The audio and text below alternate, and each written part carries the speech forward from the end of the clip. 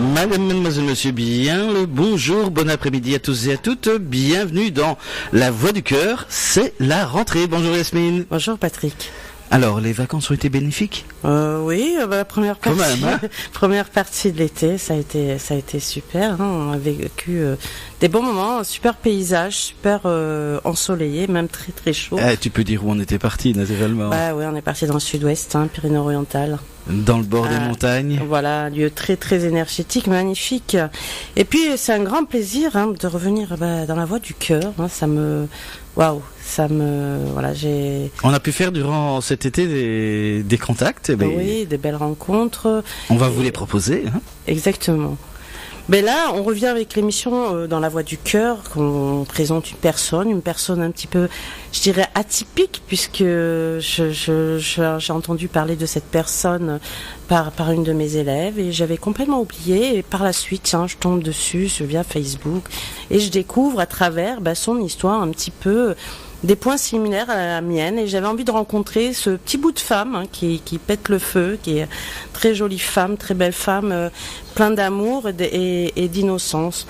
Bonjour Nacera.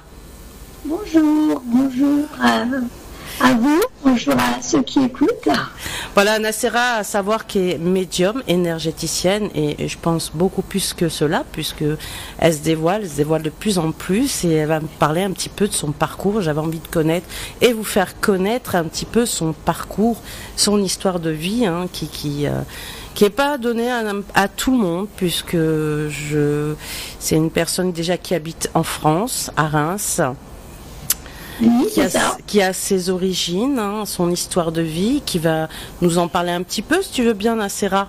On va te laisser quand même la parole, puisque tu as aussi cette facilité de parler à tes clients, aux gens. Tu es là pour guider. Je sais que je t'aiderai, ne t'inquiète pas, Nacera. On a toujours un petit peu le trac au début, mais une fois qu'on y va, qu'on est dans l'amour de ce qu'on émane, tu verras que ça coulera de source. Voilà. Donc déjà... Voilà, j'aimerais un petit peu que tu me parles un petit peu de ton enfance, puisque c'est là d'où tout part, toutes ces particularités qui t'arrivent. En plus, c'est pas facile puisque tu es d'origine marocaine, algérienne. Non, des origines algériennes. Voilà, algérienne. Plus avec, moi je te comprends, avec tout un passif culturel et je dirais religieux qui est souvent en contradiction avec la spiritualité. Donc j'aimerais, qu'est-ce qui t'a amené à te détacher de certains liens et aller dans ta propre lumière? Alors là, on va dire que déjà le début n'a rien à voir avec la suite parce que le début... Du fait que je vivais déjà des expériences, juste dans l'enfance, dans mes souvenirs, c'était les voix, d'entendre des voix qui m'appelaient. Au jour d'aujourd'hui, je pourrais jamais expliquer si c'était vraiment de la clairaudience, donc des voix que j'entendais de l'extérieur ou à l'intérieur. Je ne sais pas du tout. Alors j'aimerais bien que tu en parles parce que on le sait, moi-même je suis d'origine algérienne, aussi avec des pratiques religieuses qui m'ont beaucoup interpellée et j'avais eu ce même parcours avec toi et souvent qu'est-ce qu'ils nous disaient nos parents quand on entend des voix vas-y ce qui me faisait rire c'est que eux avaient vécu des choses dites appelées paranormales par l'individu lambda. J'ai mon papa qui avait déjà vu des esprits. Qui m'avait raconté l'esprit d'un chien une fois. Il a bien vu que le chien avait disparu. Et puis, je ne sais plus, avec un ami où ils se promenaient, ils avaient vu l'esprit d'un monsieur, pareil, qui a disparu en entrant dans le cimetière. Et une fois rentré dedans, il n'y avait plus personne. Et ma maman, quand je lui ai expliqué, elle se dit, écoute, moi aussi, j'entends des voix, j'entends qu'on m'appelle. Mais j'entends comme mon prénom, rien d'autre. Il n'y a Exactement. Pas de... Ouais, tout à fait. C'était comme mon prénom. Ça pouvait être la voix d'un homme, d'une femme, d'un enfant. Mais j'avais pas peur, c'est comme si je me retourne. Oui, c'est naturel pour toi, c'était tout à fait naturel. C'est lui qui m'appelle. En plus, on peut pas m'appeler, je suis toute seule. Exactement. Mais pas de peur, je me rappelle pas de chair de poule. Peut-être qu'on se posait pas encore ces questions-là pour identifier. Donc voilà, juste ça. Et je vais voir ma maman, je dis, maman, c'est quand même étrange, c'est très régulier, j'entends qu'on m'appelle. Et quand je me retourne, il n'y a personne. Il me dit, mais surtout ne répond pas. Exactement. Pourquoi? Alors moi, bah oui, pourquoi? Parce que c'est les genoux. Exactement. Ou des fois, elle me dit c'est le diable. Tout à fait. Et là, je dis que, attends, comment ça le diable? Alors là, ça fait un peu peur. Oui, tout à fait. Elle me dit les genoux. Elle me dit, je cherche pas à comprendre. Nous, la journée, on vit. Et quand on va dormir, les genoux, eux, prennent, un peu comme s'ils prenaient le relais, ben, c'est eux qui vivent. Et elle me disait même, c'est pour ça qu'il faut laisser à manger des fois le soir, parce qu'ils aiment bien picorer ce qui reste et tout ça. Je dis, ah bon? Bon, ben, c'est tout, sans plus. Mais est-ce que c'est ça qui a bloqué des choses? J'en ai aucune idée. Mais à partir de là, effectivement, j'avais plus ces choses-là. Je faisais plus que des rêves prémonitoires. C'est fou parce que quand t'en parles, même dans ton article que tu as fait avec Fabienne, Fabienne qui est, tu peux nous la présenter. Je sais pas, c'est une médium, c'est une journaliste, Fabienne, qui a fait l'article sur toi. Oui, c'est une médium journaliste et qui a fait des livres, des super livres pour aider les jeunes qui débutent, qui découvrent leur médiumnité. Et elle est super intéressante, elle explique bien dans son livre. Oui, et quand je vois ton histoire, je dis mais c'est fou quoi, c'est pas c'est mon clone, j'avais vécu exactement les mêmes expériences. Pour dire que quand on est enfant, justement, on a cette médiumnité qui est pure, qui est authentique, et il suffit par des croyances complètement bloquer ces dons. Voilà, je te laisse continuer. Donc, et après, elle m'a dit, mais tu sais, t'es pas la seule, hein, moi aussi j'entends des voix. Et d'ailleurs, ma mère, donc ma grand-mère qui est partie de ce monde à l'âge de 44 ans, ma mère, elle aussi, elle voyait, alors je sais plus si elle me disait des esprits, mais elle me disait les gens qui sont morts, elle les voyait là, se promener dans la maison. Je dis, comment ça? Mais sans plus, c'est drôle parce qu'on se pose toujours pas les bonnes questions. C'est juste, bon, bah voilà, ok, ma grand-mère, elle voyait, mais voilà. Et le temps passe, l'univers veut que j'expérimente des choses, que je tombe sur un mari avec qui je ne peux pas parler de ces choses-là parce que j'avais beau déménager, je me dis... il y a déjà une petite coupure. Bon, on va mettre une chanson le temps que ça revienne. Alors, tu peux peut-être continuer la conversation pendant que je regarde pour rattraper l'appel. Moi, ce que je voulais dire, c'est que elle est revenue, elle est là. C'est là-bas qu'il y a eu le problème. Il y a eu une petite coupure, oui. Là, il y a eu une coupure, mais je suis là. Ah, du coup, j'ai un autre cadre. Bon, c'est pas grave. C'est rien, on te voit. J'ai beau déménager. L'histoire la plus drôle, alors je l'aime bien celle-là. Enfin, je l'aime bien. Drôle pour moi, mais pas pour la personne qui est passée de l'autre côté. J'habitais dans une tour où, à l'époque, moi j'étais mariée à un musulman, j'avais pas le droit de sortir. Et il n'y avait que 6 chaînes. Je regardais les feux de l'amour. Bah ouais, comme pas mal. Non. Quelle déception. Je regardais les feux de l'amour tous les jours là sur mon fauteuil. Comme une vieille dame, ma fille était à l'école, il y en avait un qui dormait. Et je me rappelle que la télé s'éteignait à chaque fois que je regardais les feux de l'amour. Ouais. Mais carrément, on enclenchait le processus, on appuyait sur le bouton pour éteindre la télé. Ouais. Et une autre fois, dans ce même appartement, je vois l'ombre de 2 enfants qui se donnent la main et qui dansent. Mais j'ai pas peur, mais toujours je sais toujours pas quelle question je dois me poser. Je suis juste dans, c'est quoi ça? Et voilà, ça tape contre les murs, ça tape sur la table où on mange. Mais voilà, et ma fille était devenue somnambule. Je venais de quitter papa-maman. Elle se lève la nuit, elle se met à faire pipi au lit à 6 ans. Alors qu'elle avait arrêté, elle était propre à 2 ans. Bon, alors je l'ai pas grondé, je me dis, il se passe quelque chose, peut-être le déménagement l'a perturbé. Mais là, trop de choses se passaient dans cette maison. J'ai été voir le gardien, j'ai demandé s'il s'était passé quelque chose de particulier. Et surtout s'il y avait eu quelqu'un de mort dans cette tour. Il me dit, alors Madame Elal, vous habitez au 9e étage. Attendez, je réfléchis. Il me dit, oui, effectivement. Au 8e étage, donc juste en dessous, il y a une dame qui avait demandé le divorce à son mari. Son mari n'étant pas d'accord du tout, eh bien, il a mis le feu à l'appartement, il a tué sa femme et ses 2 enfants. Donc quand je regardais les feux de l'amour, elle éteignait la télé pour m'envoyer déjà les premiers messages. Voilà, et les enfants que je voyais danser sur les ombres sur le mur, et voilà, tout doucement, mais de maison à maison, des choses qui bougeaient, des voix, on sentait des personnes qui s'asseyaient sur notre lit, on voyait personne, mais le lit s'affaissait comme quelqu'un qui s'assoit. Oui, tout à fait, ça je comprends. Des choses comme ça, des meubles qui changent de place, des clés qui changent de place, mais jamais rien de négatif. On sentait, au plus profond de nous, mes enfants et moi, on sentait que nous étions protégés. Et effectivement, j'ai donc pendant plusieurs années comme ça, j'en parlais à mon mari, il voulait rien entendre, jusqu'au jour où j'ai appelé mon oncle, qui travaillait souvent pour des imams dans les mosquées. Et il vient avec un poulet. Je me dis, oh, qu'est-ce que tu vas faire? Il dit, bah écoute, t'as des choses dans la maison, donc on va les faire partir. Donc il égorge le poulet dans la baignoire. Il dit des mots d'une prière, je ne sais pas, hein, c'était du Coran, je pense. Et de là, il ne s'est plus rien passé. Et les premières choses qui me sont venues à l'esprit, parce que comme je regardais beaucoup tous ces films d'exorcisme, de fantômes, les séries télévisées, Ghost Whisperer, M6 avec Alison Dubois, la médium. Ouais, médium. Comme ça. Donc je m'intéressais déjà à tout ce petit monde-là, à tout cet univers, et de me dire, mon oncle a lu une phrase, un Coran, je ne sais pas, il a tué un poulet et il a fait partir ces gens. Où il les a fait partir? Où ils sont maintenant? Donc là, la question se posait à l'époque. Et comment, alors des prêtres font avec des mots de la Bible partir des gens. Un musulman avec les mots du Coran font partir des défunts.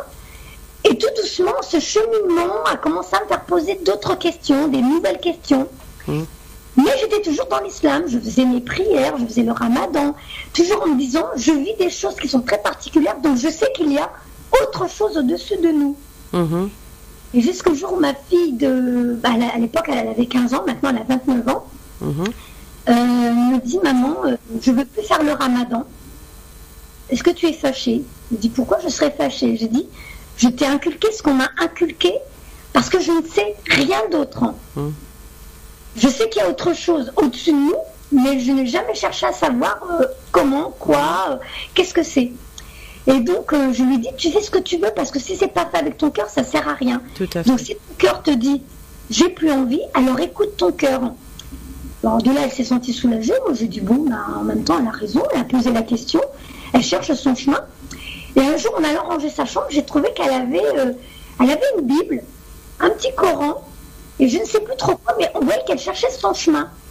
Et dès là, je dis, mais purée, ma fille, elle a le courage de chercher une autre voie, parce que celle-ci ne parle pas, alors que moi, le Coran ne me parle pas depuis que je suis gamine.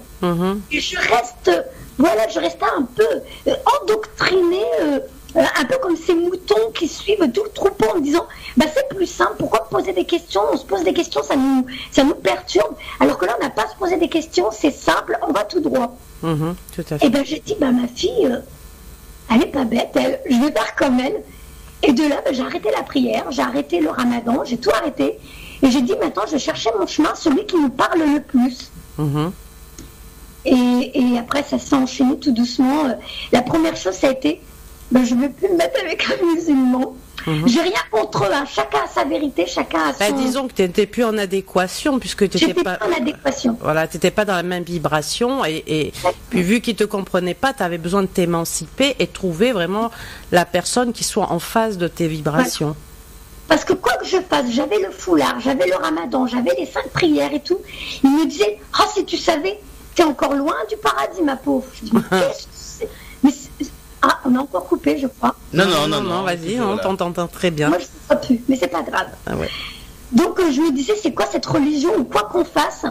Eh bien, Dieu est toujours à une attente, toujours plus.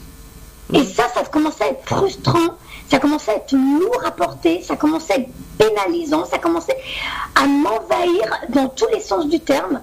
Et j'ai dit, j'en peux plus. Cette religion est en train de m'étouffer, de m'écraser, et du coup, je ne peux pas être moi-même. Parce que quoi que je fasse, j'étais dans le péché. Mais je pense que c'était pas spécialement la religion ou le Coran, c'était plutôt l'interprétation.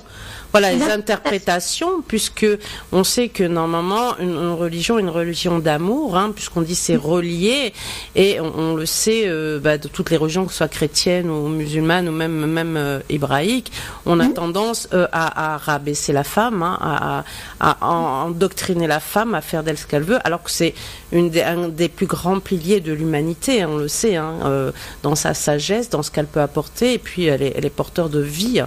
Et souvent, les hommes, ils préfèrent endoctriner une personne et la mettre sous son joug, d'être dans son contrôle, que plutôt de dire, je vais laisser une bombe d'énergie, une bombe de vie qui va me remettre en question sur justement, quand tu parlais d'endoctrinement, de croyances ancestrales, je dirais. Voilà. Les hommes ont beaucoup plus de mal à s'ouvrir à leur cœur et à ce qu'ils sont.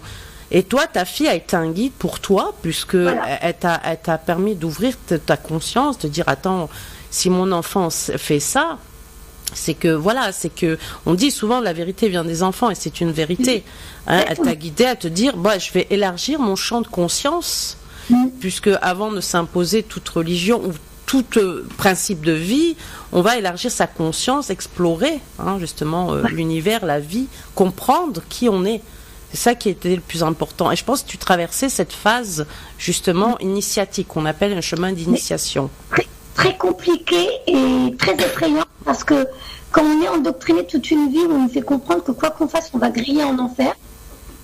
Je dormais très mal, je faisais vraiment de mauvaises nuits, en me disant, maintenant que j'ai changé de chemin, si ça se trouve, la foudre va me foudroyer. Tu vois les sentiments de culpabilité. Chez les petits chrétiens, c'est la même chose. Ouais. Donc, et on se dit, là, ça y est, je vais aller griller en enfer. Il va m'arriver que des merdouilles, quoi, en étant vulgaire, mais voilà, que des merdouilles. Il va m'arriver que des crasses dans la vie. Maintenant, ça y est, c'est foutu pour moi, mais tant pis. Je me suis dit, au pire, j'irai griller en enfer sur barbecue géant du bon Dieu. Un moment, c'est que ton âme, elle avait besoin de liberté, elle étouffait. Donc on avait ce besoin de libération, d'être soi-même entièrement. Alors là, je me suis dit, tant pis, je suis ma voie, je vais voir où je vais, sans vraiment savoir où j'allais. Je m'étais dit déjà, plus d'hommes musulmans dans ma vie. Maintenant, ça va être... celui qui vient, je m'étais dit, en vrai, je ne me pose pas de questions. Celui qui vient, celui qui fait danser mon cœur, celui qui fait chanter mon cœur. Mais je pense que tu as traversé avant cette transition, c'est ce besoin de te retrouver avec toi-même. C'était ça. Oui, parce que je suis restée 13 ans seule avec mes enfants, enfin, plus ou moins seule. On va dire des longs moments, maman seule avec 3 enfants, 13 années, célibataire 5 années. Qui ont été très, très bénéfiques, parce que j'ai vraiment appris à me connaître. Moi, alors je mesure qu'1m47, je le dis. J'ai une voix qui me complexe énormément, une taille qui me complexe énormément. Tu devrais pas. Et... tout ce qui est beau et tout ce qui est petit et mignon, on dit.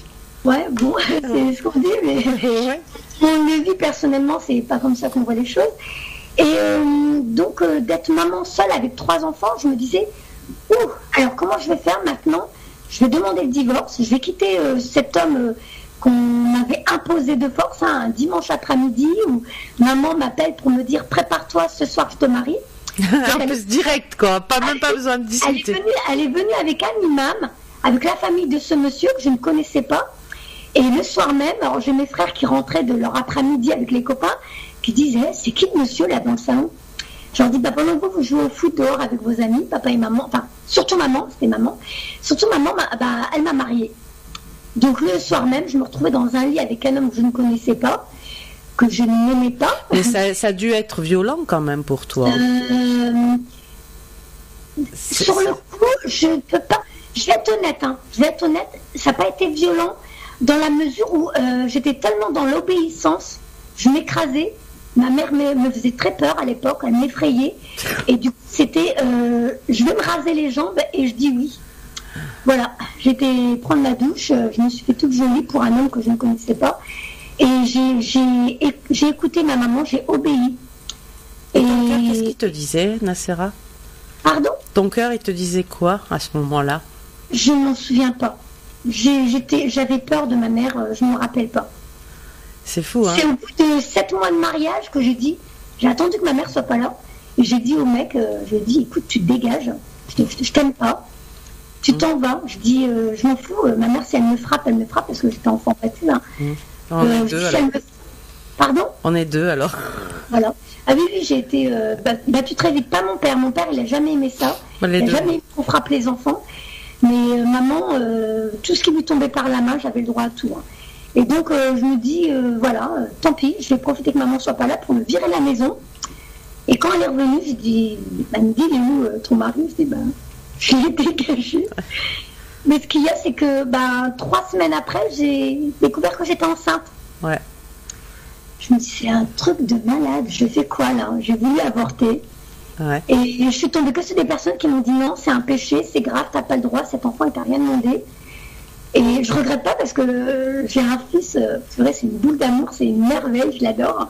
Donc mon fils Jamel, là, qui va avoir 25 ans, et le seul fils que j'ai sur 4 filles et un garçon. Et lui aussi m'a apporté plein de choses formidables, c'est un gamin vraiment extraordinaire. Je me dis, j'ai bien fait de le garder. Ce qu'il y a, c'est que ce gamin a été mon passeport pour sortir de la maison. Mm-hmm. Parce que là, j'avais 2 enfants, un premier mariage avec un mari qui était mort. On m'a remarié de force. Et là, grâce à Jamel, j'ai dit là, je vais voir une assistante sociale, je vais lui demander qu'elle nous aide à trouver un appartement. Mm. Donc, je l'ai fait, je suis partie de la maison. Bon, il y a eu des soucis. Tout ça pour dire que c'est vrai que quand on est endoctriné dans cette religion, les parents sont endoctrinés dedans. Eux, pour eux, ils pensent qu'ils font du bien pour leurs enfants. Mm-hmm. Ils pensent à l'honneur de la famille, mais ils ne pensent pas à ces cicatrices qui nous laissent. Tout à fait. Sauf que ces cicatrices, maintenant, je les remercie parce que c'est toutes ces erreurs qui ont fait que maintenant, je me suis dit, je ne me laisserai plus faire. Je ne me laisserai plus faire. Je ne me laisserai plus faire. Et j'ai décidé de choisir ma route maintenant. On va faire une petite pause musicale, si tu veux bien, Nassera, et on reprend tout de suite. Tu restes toujours... D'accord. À tout de suite. La voix du cœur aujourd'hui avec Nassera qui nous raconte ici pour l'instant son parcours de vie. Son parcours de vie qui a quand même été assez spécial et dur. Enfin pour nous ici comme Européens et principalement chrétiens. Nous raconte donc sa vie musulmane, on va dire, avec la famille, l'honneur, et des obligations. L'identité, puisqu'on te marque, quand tu nais, t'es authentique, et on te crée une identité qui n'est pas la tienne en fin de compte, et là elle justement on te détourne, voilà, et là elle sort, prend conscience aussi grâce à sa fille, puisque nos enfants sont nos guides aussi, sort justement de tout ça pour se connaître et développer son potentiel. On te laisse la parole, Nassera. Donc ouais, on disait justement que tu étais sortie de tout ça, tu as pris ton envol, tu as vécu ce temps, ce laps de temps de transition avant de rencontrer ton double, ton jumeau avec qui tu es aujourd'hui, et que cette transition t'a permis de te connaître, sortir un peu de tous ces carcans qu'on t'a imposés. Et d'ailleurs, c'est même là que je vais dire... c'est là qu'on réalise qu'effectivement, on a tous quelqu'un finalement qui est envoyé comme un contrat d'âme pour devenir notre moitié et nous compléter et en même temps être notre guide sur Terre. Tout à fait. Parce que j'ai rencontré donc Arnaud, avec qui là c'est notre 10e année ensemble. Wow, félicitations. Merci, vraiment très très amoureux. C'est quelque chose de fort, quelque chose de vraiment... Et les années qui passent, ce temps qui passe, on voit bien qu'il était là pour une bonne raison, parce que il est là pour me retenir sur Terre, parce que c'est vrai que j'ai tout le temps la tête dans les étoiles. Et en même temps pour vraiment m'expliquer des choses que je ne vais pas spécialement voir. Ce bagage ce bagage de l'ancienne Nassera, qui fait que je suis encore en train de me chercher, mais avec les gens, pas avec moi. Avec moi, je me suis trouvée. Ok. Sauf qu'enfant, j'étais déjà très isolée. J'arrivais pas, je comprenais pas les enfants de mon âge. J'ai jamais réussi à me faire des amis. Tout à fait. Jusqu'au collège, j'avais beaucoup de mal. Je devais avoir pas plus de 3-4 amis. Tu te sentais différente.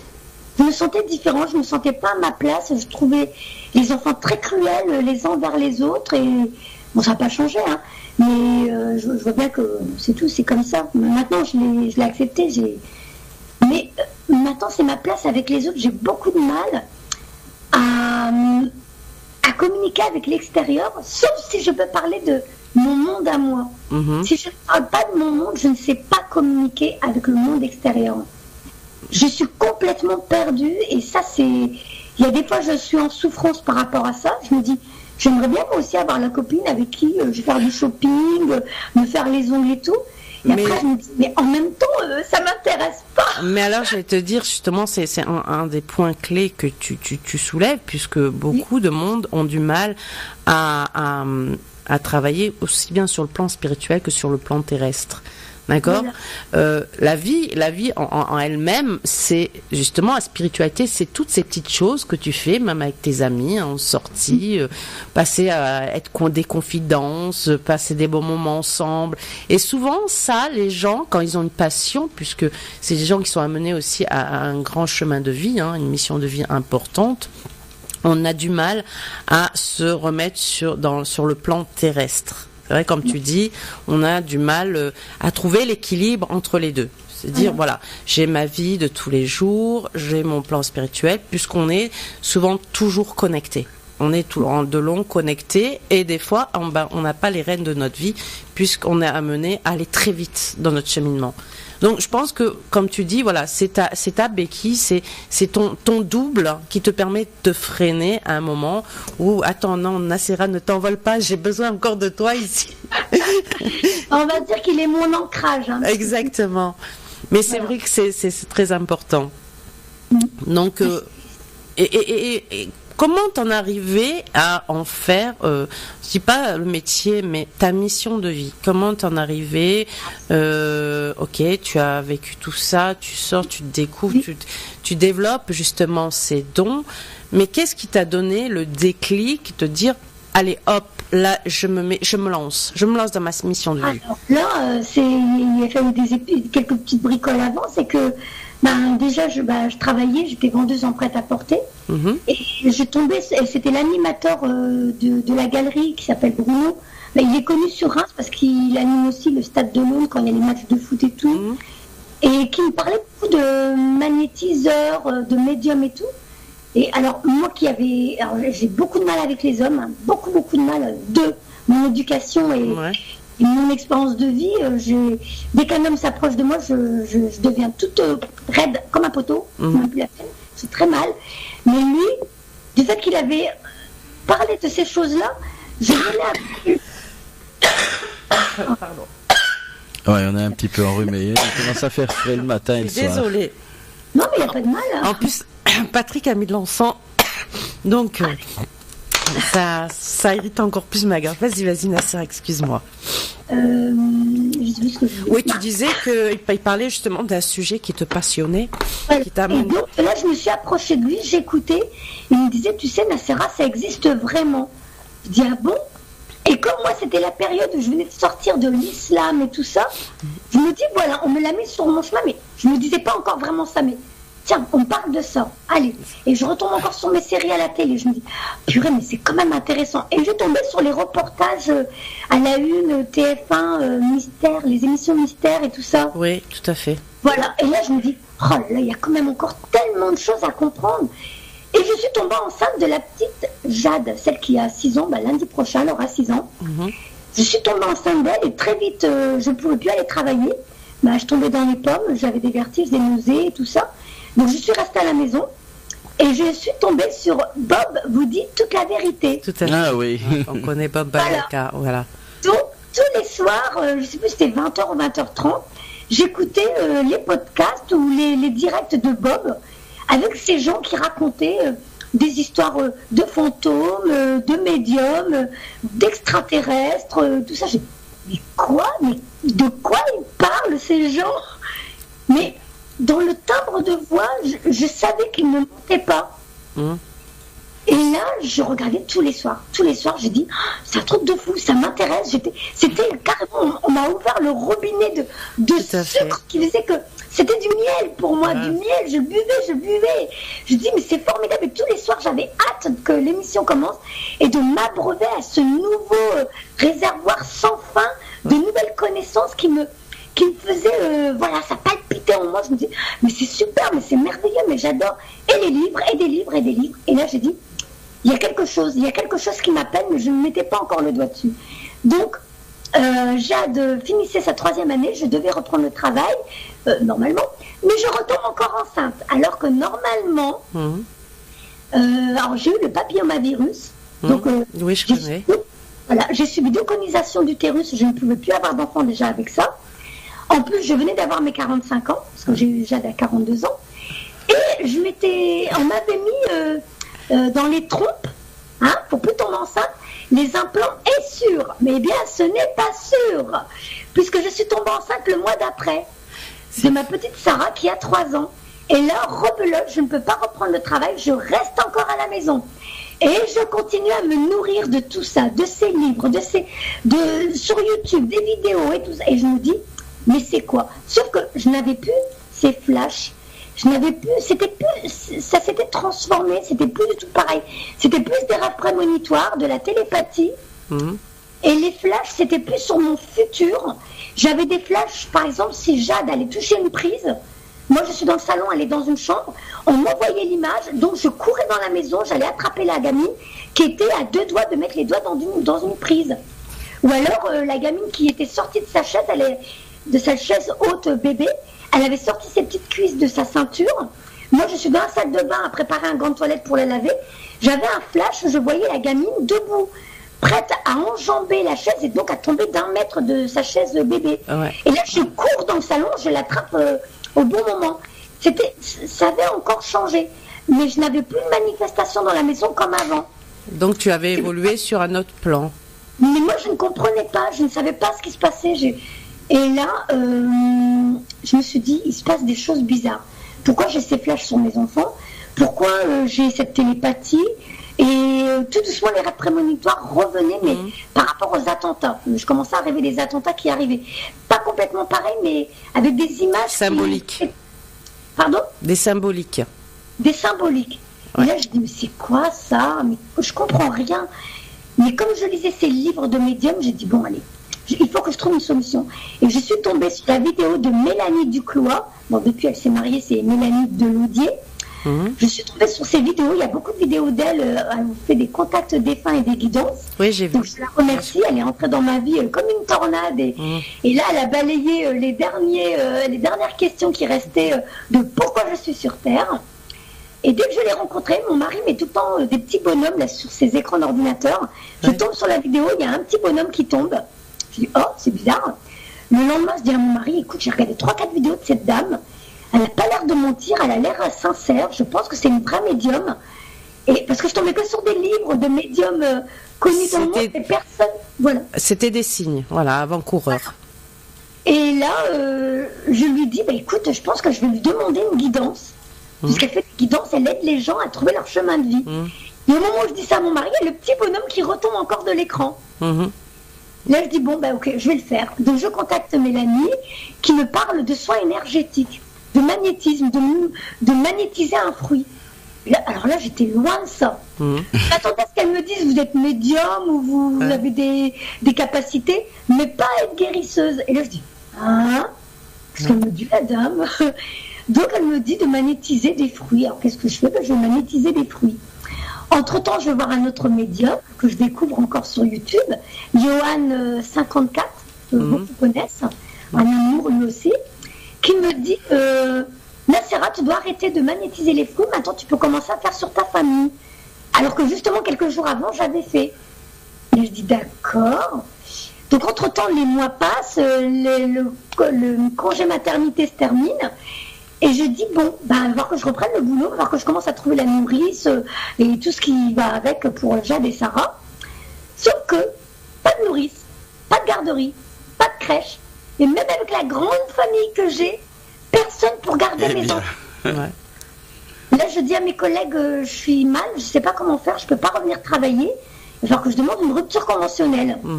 Et elles me disent, ça m'étonnerait qu'ils te l'acceptent, ils m'ont refusé à tous ceux qu'on demandait avant toi. Et comme j'ai écouté les vidéos des autres personnes avec ces histoires d'archanges et tout ça, parce que je connaissais rien de tout ça, j'ai dit, moi aussi je vais demander. Archange Michael, si c'est vrai que tu aides les gens pour leur mission de vie et tout ça, si apparemment tout ça, c'est parce que je dois me mettre sur mon nouveau chemin de vie, parce que je ne trouve pas d'autre alternative. Moi, je voulais retravailler, mais je ne peux pas. Alors, montre-moi la voie, mais si je dois quitter cet emploi, moi, il me faut des assédiques parce que j'ai 5 enfants. J'ai des besoins, comme tout le monde, et il faut subvenir à ces besoins. Donc, je fais la demande de rupture conventionnelle qui est acceptée. Génial. Je reçois une somme d'argent, je n'y attendais pas du tout. De là, j'achète une table de massage, j'achète mes cartes oracle, et là, tout se met en place pour moi. Je commence avec les copines, avec la famille pour m'amuser. Et là, on me dit, t'as mis dans le lit. Je dis, ah bon? Sauf que avec le temps qui passe, tout doucement, je me surprends à donner des conseils qui se reflètent dans les cartes que je tire après. Tout à fait. Ouais. Et des fois, mot pour mot, et là, je me mets à rire avec ma belle-sœur, avec mes copines et tout. Je dis, c'est un truc de malade. Je t'ai dit ça avant de tirer la carte, et la carte dit mot pour mot tout ce que je viens de dire. Exactement. Et là, je tombe sur Aline Peugeot qui me fait... Oh, c'est un amour, je suis dingue d'elle. Aline Peugeot qui me fait aussi une guidance, qui me dit, mais Sarah, tu es médium comme moi. C'est juste que tu dois prendre confiance en toi. Je dis, ah bon? Elle me dit, tu as tout en toi. Et tu sais quoi, tu vas me tirer les cartes et je vais te le confirmer. Donc, je commence à lui tirer les cartes et je commence à lui donner les conseils comme je faisais avec les autres. Mais elle me dit, tu vois là, est-ce que tu as la chair de poule? Je dis, oui. Elle me dit, quand tu as eu la chair de poule, c'est parce que, ou il y avait un défunt, ou un ange, mais quand toi tu m'as parlé, il y avait une voix en même temps que la tienne qui parlait avec toi. Donc tu répétais ce qu'on te disait. Et là, j'ai dit, mais c'est fou. Mais elle a tout à fait raison, c'est tout à fait. Et c'est vrai, cette chair de poule qui monte de la plante des pieds, un peu comme si tu te faisais électrocuter par le sol et ça monte par le chakra couronne, mais comme une flamme qui s'en... C'est ça, c'est tout à fait ça. Comme une mèche qui s'enflamme, exactement ça. Je dis, c'est ça être médium. Et donc, tout doucement, je tombe, chemin faisant, sur des nouvelles amies, des nouvelles âmes qui m'apportent tout ce dont j'avais besoin. Et je remercie l'univers parce que tout se met en place. Et là, ça va faire 1 an dans 2 jours que je suis à mon compte. Parce que, à un moment, je me suis dit, Nacera, tu te tires des cartes. Michael te dit, si vous avez rencontré des problèmes au niveau du travail, au sein de votre famille, ne vous inquiétez pas. C'est moi, l'archange Michael, qui connaît votre mission de vie et je suis là pour vous mettre sur votre chemin. Et à partir de là, je dis, ok les gars, je me laisse faire, je suis ma route. Et en lâchant prise, tout s'est mis comme il fallait. Exactement. En plus, tu as suivi aussi ton intuition de cœur. Intuition de Comme cœur. on dit, des coups de cœur, puisque tu rencontres des personnes, coups de cœur, tu te poses pas de questions, tu y vas, tu n'es pas dans le mental, hop, j'y vais. Et de là, tu rencontres d'autres. Donc, les synchronicités se sont mises en place qui t'ont permis d'aller sur ton nouveau chemin de vie. Donc là où ma famille venait tout juste d'accepter Arnaud dans ma vie, parce que ça faisait déjà 5 ans à l'époque, 5 ans, 7 ans, le temps passe et on accepte Arnaud, il commençait à t'inviter dans la famille et tout ça. Voilà, tant pis, on n'est pas mariés, on a fait des enfants en dehors du mariage, on va toujours griller en enfant, mais accepté. Voilà. Et bien là, je leur dis, vous savez quoi, je suis médium. Alors, j'ai fait grincer des dents. Et là, ça y est, je suis repartie pour griller dans un enfer encore plus grand que le premier. Ah oui, à savoir que dans la religion musulmane, faire les cartes, c'est péché. Hein. Voilà. Donc, mais bon, la médiumnité existe dans la religion musulmane, ça il ne faut pas l'oublier aussi. Oui, pour l'instant, dans ma famille, on n'y croit pas trop. Donc, je suis encore ramée par rapport à ça. Ça a été très dur. Des nouvelles peurs qu'on m'a envoyées, leurs peurs à eux. Et ça, c'est très dur de vivre avec ça. Tu guéris quelque chose, tu allèges ton dos du poids d'une peur et on t'en remet une nouvelle sur le dos. Et tu recommences à te poser des questions. Est-ce que j'ai raison? Est-ce que je vais vraiment pas griller en enfer? Est-ce que Dieu va me détester? Et là, je me dis, Nacera, arrête. Depuis que tu as quitté la religion, ta vie a changé et c'est que du bonheur. La preuve, j'ai Arnaud. La preuve, j'ai une vie formidable. À chaque fois que que je les vois, ces éléments dans ma vie qui font qu'on me montre que tu es sur la bonne voie, je me dis, Nacera, tu t'es pas trompée, continue. Exactement, c'est d'écouter sa foi en soi, dans sa vérité propre, puisque même si on a des parents qui ont chacun choisi son chemin, son libre arbitre, mais du moment qu'on est maître de sa vie et dans son chemin de lumière, il n'y a que du bonheur. C'est ce que j'ai expliqué à une personne ce matin encore, on est dans sa voie. Mais souvent les gens, c'est quand ils disent « ouais mais j'arrive pas, et truc », justement quand on voit que quelque chose ne marche pas, c'est qu'on n'est pas sur le bon chemin. C'est qu'à un moment, on lâche prise et on permet aussi, comme tu disais, à l'archange ou au guide, au défunt, qui on veut, permettre de nous envoyer l'information. Mais souvent, on bloque l'information parce qu'à cause des peurs, à cause des croyances des autres, parce qu'on remet notre pouvoir de vie aux autres. C'est ça qui est important. C'est terrible. Exactement. Donc tu t'es mis au bout d'un an, tu te dis voilà, je me mets, tu t'es mis. J'ai fait ça gratuitement parce que je suis rentrée dans le groupe à Mélanie Duclois. Donc dans le groupe, c'était que des personnes qui avaient des capacités diverses, qui m'ont fait découvrir des choses que je ne connaissais pas. J'ai continué à apprendre. Et de là, donc pendant 6 mois, c'était la famille, les amis. Pendant 1 an avec le groupe à Mélanie, et ensuite gratuitement autour de moi pour comprendre comment je fonctionnais. J'ai fait ça gratuitement en gros pendant 1 an et demi, le temps de bien saisir. Je cache pas qu'il y en a qui me donnaient la pièce parce qu'ils étaient contents des résultats qu'ils avaient. D'échange, c'est important. Voilà, je refusais pas, je donnais mon énergie à ma façon, ils m'ont donné à leur façon. Donc de là, j'ai dit, j'ai compris que c'était ça ma voie. Et là, je me suis sentie pleine. J'ai senti que j'avais enfin compris et trouvé ma place dans ce monde.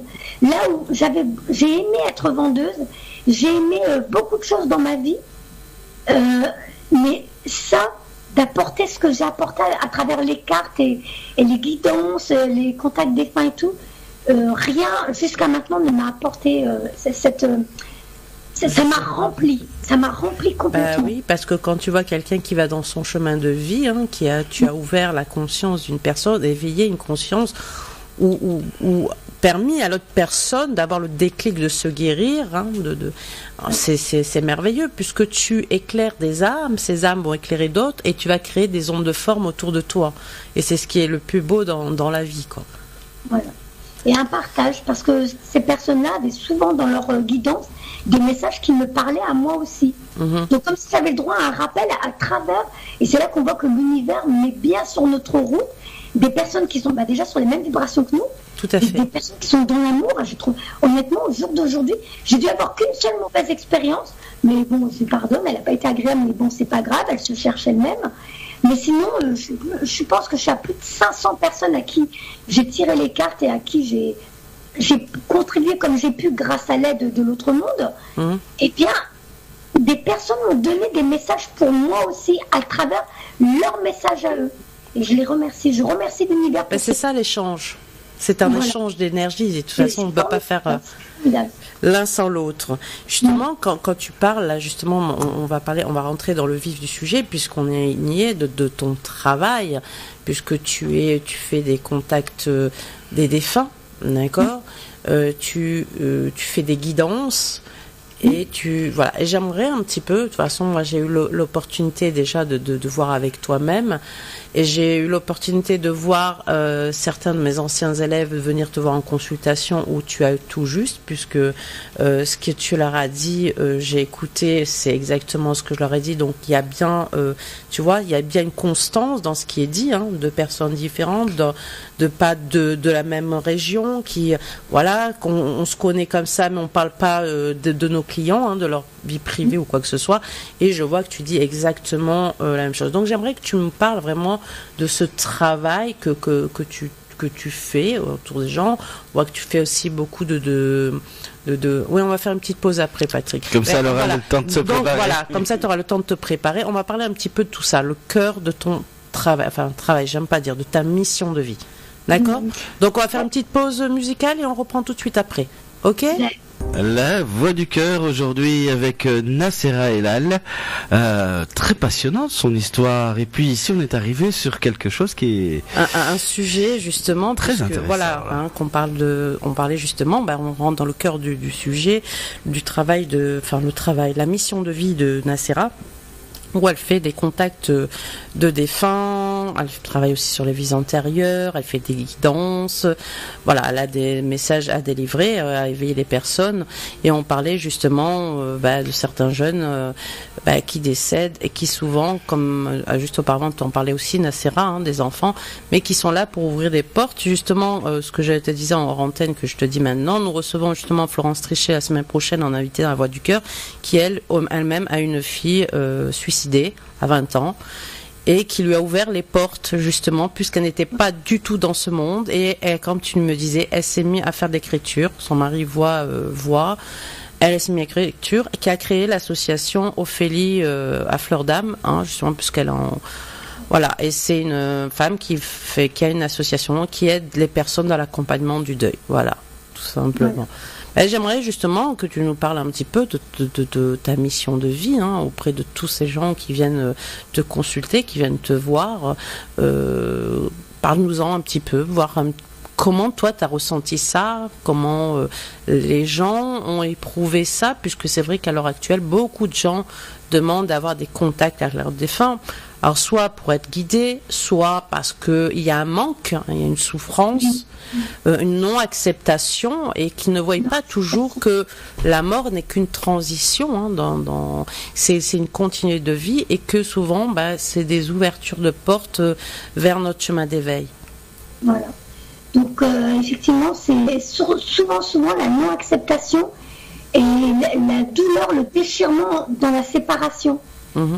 Moi, je vois, par rapport aux expériences que j'ai, la première chose qui les soulage, parce que d'entrée de jeu, je demande, alors des fois j'ai des photos, des fois il n'y a pas de photos, je me rappelle même d'une fois, on m'a juste montré la photo d'une pierre tombale, ou alors quand c'est un bébé mort-né ou des choses comme ça, la première chose qui va les soulager, c'est quand dès que j'ai la photo, je suis en contact avec la personne. Le défunt. J'aime pas trop dire défunt parce que pour moi, c'est un désincarné. Il n'est plus dans le même état que nous. Il est sous une autre forme. Pour moi, ils sont même plus vivants que nous, des fois. Et là, c'est quand je leur dis, écoutez, je ressens pas vraiment de douleur, mais je donne des preuves de cette personne. Je vais donner des éléments qui leur prouvent que je suis bien avec elle. Et je dis effectivement, je sens quelque chose au niveau de la tête, au niveau des bras, des choses où ils vont bien savoir, oui, c'est bien elle, voilà, vous avez raison. Je dis, mais apparemment, elle n'a pas souffert en quittant ce monde. C'est le premier soulagement qu'il y a. Elle n'a pas mal. Et là, quand je continue à expliquer, directement, ça part sur des guidances. Quand je donne des signes de cette personne qui fait bien comprendre qu'on est avec elle. Et très vite, le défunt. Alors, est-ce que c'est parce que je débute? Parce que je vais rester humble, je ne suis pas encore la grande médium qui va faire des longues phrases avec les défunts. Je ne sais pas si c'est ça, mais très vite, le défunt passe sur de la guidance. Tout à fait. Voilà. C'est comme si eux, maintenant, ils sont plus dans le... on n'est pas au téléphone à se dire comment tu vas, moi je fais ça et toi tu fais quoi? Non. C'est directement, écoute, eux, ils savent, pour la personne qui est restée là, ce qu'elle va encore vivre, ce qu'elle a expérimenté, et elle va donner des conseils pour la suite de sa vie, pour améliorer sa condition de vie sur Terre. Ouais, il faut bien... Oui, excuse-moi. Il faut bien que les gens aussi commencent à comprendre que ça sert à rien de dire l'avenir ici, qu'est-ce qui va se passer. Il faut se faire guider pour trouver son chemin. On donne dans l'instant T, effectivement.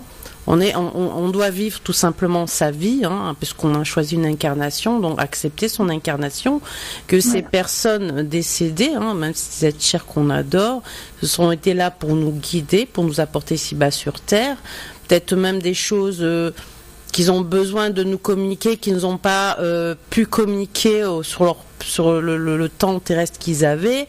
Voilà. Et c'est vrai que c'est important, puisque moi, je vais pas citer le nom, mais j'ai vu des consultations des anciens élèves qui tournent autour du défunt souvent, il ne sert à rien, ils sont très bien, tu leur as donné encore des guidances qui sont un bien-être, qu'il faut qu'ils se bougent, qu'il faut qu'ils avancent, et que la vie, elle continue, et qu'on ne doit pas stagner, chacun sa mission de vie, puisqu'on dit que nos enfants, c'est pas nos enfants, ils nous appartiennent pas. On est des âmes libres, on a choisi de s'incarner et d'avancer dans la vie, donc respectons ce contrat de vie. Exactement. C'est vrai qu'il ne faut pas qu'on oublie que, surtout nous les mamans, nous sommes la porte entre les deux mondes. On nous choisit pour les expériences à vivre et pour ce qu'ils vont nous apporter. Mais je l'ai pas vécu. Moi, Dieu merci, j'ai mes enfants. C'est tellement facile pour nous de dire ça parce qu'on n'a pas vécu justement, mais se rappeler que c'est un peu comme le train, il y a ceux qui montent alors que le train était déjà en route, donc la maman a déjà vécu, elle a un passé, elle a un futur, l'enfant rentre dans sa vie, il rentre dans le train, il lui apporte des choses pendant un trajet, à un moment du trajet, il y a un moment il va quitter ce train et la maman elle doit continuer la route jusqu'à son terminus. Et de là où il est, cet enfant va essayer d'envoyer quelques messages que la maman recevra par une tierce personne. Et donc, moi, je vois bien, ça va très vite, dans la mesure où je comprends. Ça va leur demander de l'énergie de venir nous rejoindre. Là, moi aussi, ça me demande de l'énergie de les rejoindre, ces désincarnés, ces défunts. Donc, au début, on va me donner pas mal d'éléments pour qu'on sache que je suis bien avec cette personne qui est partie. Ensuite, la guidance va partir des fois sur des éléments de sa vie à elle qu'elle vivait, qu'elle regrette, et où elle voit que l'autre personne est en train de prendre le même chemin. Tout à fait. Donc j'ai souvent aussi ces cas de figure-là, mais dans la majorité des cas, même si c'est un enfant, même si c'est un bébé, c'est très vite dans amusez-vous. Vous êtes venu ici pour vous amuser, vous êtes venu ici vivre une expérience. Profitez-en parce que tout ça, ça va très vite finir et on se retrouvera.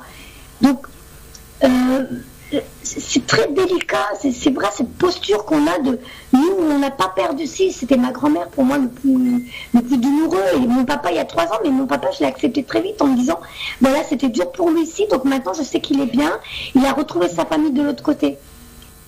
Mais c'est le message qu'on a donné des fois. Je suis maladroite quand c'est une maman qui a perdu un enfant.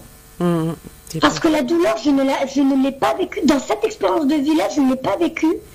Et quand je vais donner le message de l'enfant qui dit « Maman, je suis là, je suis près de toi », d'ailleurs, en témoin dans une de mes vidéos sur YouTube, le petit Sacha, qui est décédé à 14 mois, là où je dis à la maman, le garçon me montre qu'il avait des cubes et qu'il jouait à même le sol avec sa tétine dans la bouche. Il jouait avec ses cubes en bois.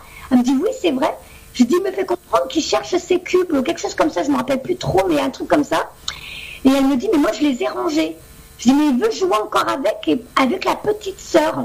Mais elle me dit, ah bon? Je dis, oui, votre fils me dit, il est toujours là. Enfin, vous dit, je tutoie tout le monde, je tutoie tous mes consultants. Donc, ton fils te dit, je suis toujours là. Et donc, ce garçon qui est parti à 14 mois, à 14 minutes de la vidéo, on l'entend dire, juste après moi, quand je dis, il est toujours là, on l'entend dire, toujours, comme ça. Ouais, donc, j'ai quelques vidéos où certains défunts vont essayer de s'exprimer, on les entend, on entend des voix, des fois clairement, de défunts qui viennent appuyer ce que je dis. Comme cette femme, son papa était très dur de son vivant avec elle, il nous fait comprendre qu'il lui a presque détruit sa vie avec ses propos. Et à un moment, je vous dis, ton papa est venu pour s'excuser. Et de là, on entend dans la vidéo, moi j'ai cru qu'elle avait allumé sa télé. Elle me dit non, non. Et on entend, je suis là, je suis derrière toi. Non, il est venu pour s'excuser des propos qu'il lui a, alors qu'elle est française, hein, mais il lui a dit des propos qu'on entendrait nous, chez nous, les musulmans. Ouais, il est très dur. Donc, ils sont là des fois pour corriger leurs erreurs. Tout à fait. Il y en a beaucoup. Alors, il y a beaucoup de vidéos qui sont privées, mais dans les privés, c'est très douloureux. Il y en a qui pleurent des fois pendant presque toute la séance, parce que les messages sont tellement forts, c'est des pardons. C'est la première chose qu'on a C'est comme s'il voulait rééquilibrer. Je t'en ai fait baver sur terre. J'ai fait ça, je regrette. Mais maintenant, s'il te plaît, pardonne-moi parce qu'il faut que tu avances. J'ai fait des erreurs qui t'ont fait rentrer dans un mur. Maintenant, je suis là pour te guider, pour te reculer de ce mur et te montrer. Regarde cette voie que je te montre maintenant. C'est celle-là que tu dois emprunter. Alors que moi, je m'étais trompée quand j'étais là avec toi.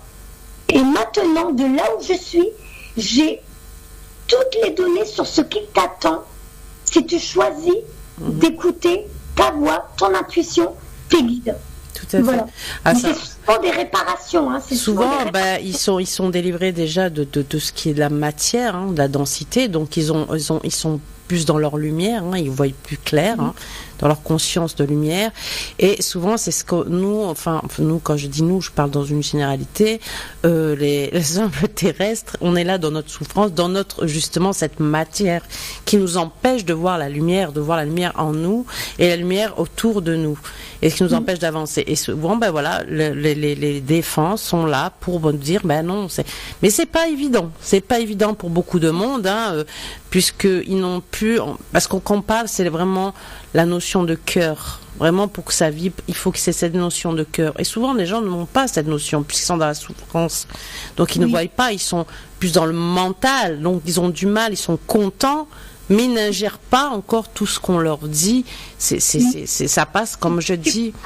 C'est pour ça que je te coupe, mais c'est pour ça que j'ai des vidéos privées, parce que ces vidéos-là, c'est une réparation pour eux, mais c'est une guérison.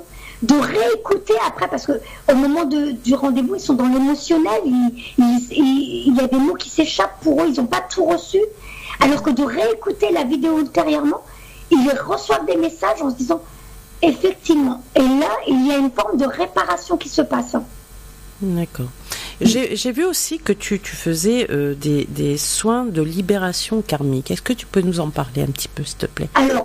Alors, je ne fais pas des libérations karmiques, je fais des nettoyages. Alors, c'est très important que tu me dises ça, Nacera, puisque j'ai eu en consultation une cliente à toi. Ça a été très, dérangeant. C'était une personne assez jeune, qui a des capacités énormes, qui est capable. Je rejoins tout à fait tout ce que tu as dit. Mais à un moment où je parlais de notion de karma dans sa numérologie, elle me dit, Nacera m'a fait un soin de libération karmique.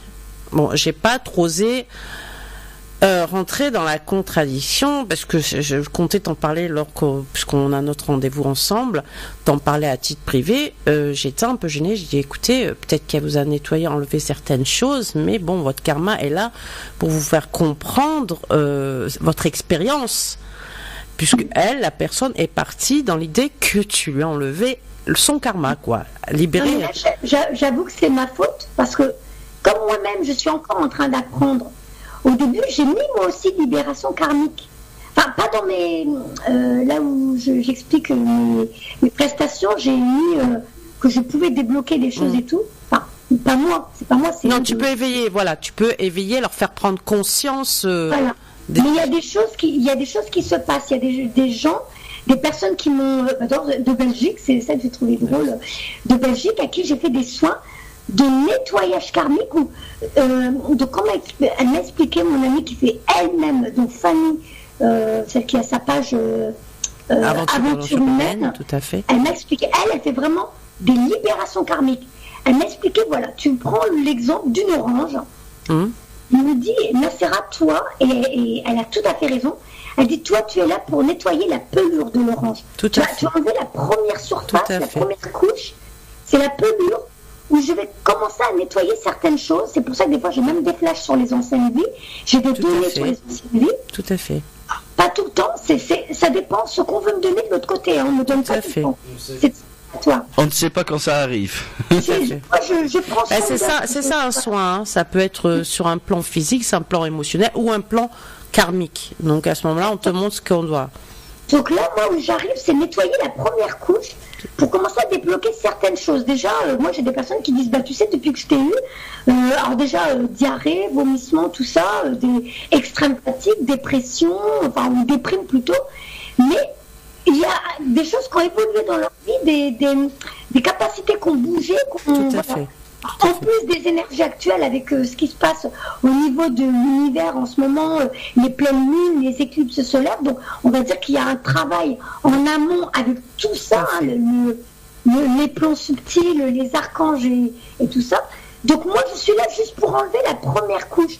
Alors qu'avec Fanny, pour ceux qui ont vraiment envie d'avancer, mais de façon plus rapide, plus sûre en tout cas, ce serait Fanny, où elle va carrément rentrer dans les quartiers de Laurent, elle est jusqu'au noyau de Laurent, tout nettoyer.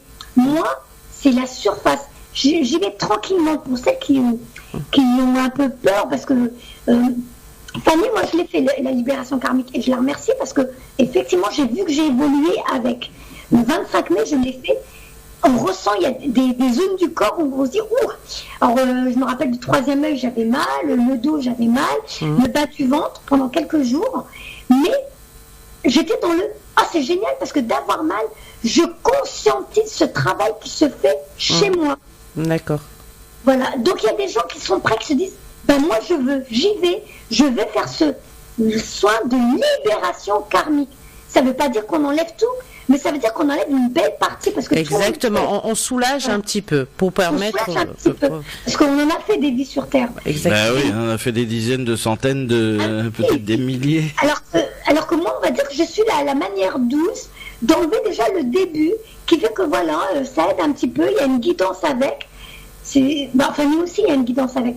Donc, effectivement, j'ai remarqué que je m'étais mal exprimée, j'ai vu avec elle, et c'est pour ça que le lendemain, j'ai fait une vidéo, je ne sais pas si tu l'as vue, Jasmine. Non, je ne l'ai pas vue hier. J'ai fait une vidéo où j'explique les libérations karmiques et les nettoyages karmiques. Donc, moi, je fais seulement la première couche, le nettoyage. Voilà. Non, c'est pour ça, parce que je lui ai dit, écoutez, oui, je suis d'accord, elle a pu faire un nettoyage, mais il y a encore des choses. Pas aussi puissante que Fanny. Voilà, il y a encore des choses, mais je pense qu'elle a un peu mal pris. Bon, j'ai été vraiment avec des gants avec elle, parce que je sentais qu'elle était. On s'est parlé, ça s'est arrangé, c'est bon. Voilà. Ah, tu l'as eu? Oui, je l'ai eu, elle m'a appelé le lendemain, elle m'a expliqué, j'ai expliqué les choses, j'ai dit je m'excusais, j'avais mal interprété. Enfin, pas mal interprété, c'est... Mal expliqué. Ouais. C'est peu ma faute. Mais en plus, c'est une personne qui avait envie qui a d'énormes capacités, mais qui avait envie de faire les bouchées doubles, alors qu'elle était jeune, avait besoin d'expérience encore pour comprendre, parce que j'ai dit waouh, nous on arrive à un certain âge, parce que tout est dans l'ordre des choses, tout arrive au bon moment, c'est pas nous qu'on décide, hop, les choses se font de suite, en haut, voilà. Elle est géniale, elle est courageuse de vouloir, il y en a tellement qui ont peur et qui mettent le frein, et elle est courageuse, elle veut déjà avancer parce qu'elle veut aider, elle veut se sentir utile, et moi, pour moi c'est tout à son honneur. Oui, je suis tout à fait d'accord, c'est ce que je lui ai dit, mais ce qu'il y a, c'est qu'il y a un temps pour tout, c'est-à-dire, regarde ton parcours, et regarde, après, tu as voulu faire. Mais chaque chose est à son temps, en son heure. D'accord ? C'est ce que j'essaie de lui expliquer. C'est pas en 5-5. Voilà, quand eux décident que c'est ton heure, c'est maintenant, ça va se faire maintenant. Et à un moment, on va te laisser un laps de temps encore avec les expériences pour comprendre certaines choses et évoluer. Mais voilà, je sentais que cette personne avait envie tout de suite et que ça ne correspondait pas à ce qu'elle avait envie dans son mental. Voilà. Donc il y avait on est tous là pour travailler, on est tous là, moi-même je continue à faire des soins. Ah exactement, c'est ce que je lui dis. Voilà, on est tous là pour apprendre, pour évoluer, on est tous là avec nos personnalités, avec nos expériences de vie, avec nos vérités à nous, et c'est pour ça qu'on doit respecter la vérité de l'autre et aller tranquillement et apprendre d'ailleurs aussi avec l'autre. Tout à fait. Après, je vois aussi que tu parles de vie antérieure aussi. Tu fais des guidances de vie antérieure. Voilà, ça aussi un peu nous expliquer comment tu le ressens, comment tu le vis à travers les personnes, les consultants que tu reçois. Alors ça j'aime beaucoup. Je trouve ça super intéressant parce que les personnes que j'ai, alors dans les soins c'est d'une façon. Et quand je fais guidance et tirage de cartes vie antérieure, c'est encore d'une autre façon. Alors dans les soins, je vais ressentir des douleurs, des fois de leurs anciennes vies, ça dépend, ou j'ai des flashs sur des anciennes vies qui vont comprendre pourquoi dans cette vie-là, il y a des blocages. Et quand c'est les guidances avec le tirage de cartes qui suit des vies antérieures, eh bien, c'est très intéressant parce que je vais sortir des cartes qui vont comprendre pourquoi dans cette vie-là, il y a, par exemple, le problème de l'argent. Je ne sais pas utiliser mon argent, je suis un panier percé. Et là, je vais sortir la carte qui dit, vous avez vécu dans une communauté ou dans un monastère, vous n'avez jamais eu à utiliser l'argent. Et du coup, dans cette vie, voilà, ça part un peu en cacahuète, le porte-monnaie, quoi. Il y a les personnes qui, au niveau, on peut le dire à l'écran, enfin à l'écran, à la radio, au niveau sexuel, qui ont du mal aussi à ce niveau-là. Ça va être des personnes qui ont été des moines, des nonnes, des bonnes sœurs dans d'autres vies, qui ont fait vœu de chasteté.